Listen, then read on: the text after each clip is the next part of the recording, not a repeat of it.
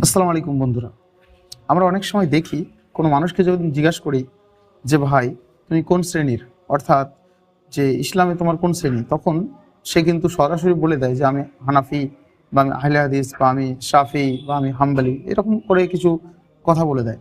কিন্তু আল্লাহ সুবহানাহু ওয়া তাআলা বলছেন যে ওয়ালা তাফাররাকু, তোমরা নিজেদের মধ্যে ভাগ হয়ে যেও না, তোমরা একে অপরকে বিভিন্ন দলে বিভিন্ন গোষ্ঠীতে ভাগ করো না, তোমরা শুধু হবে একটাই দল। সেটা কি?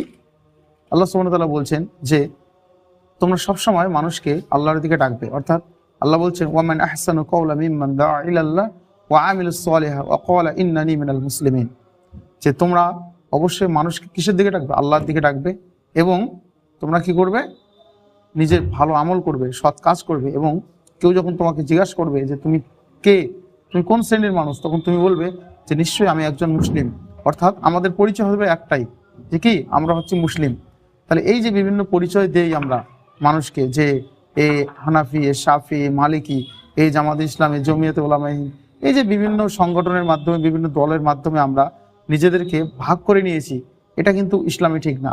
অর্থাৎ আমাদের পরিচয় একটা, আমরা হচ্ছি মুসলিম।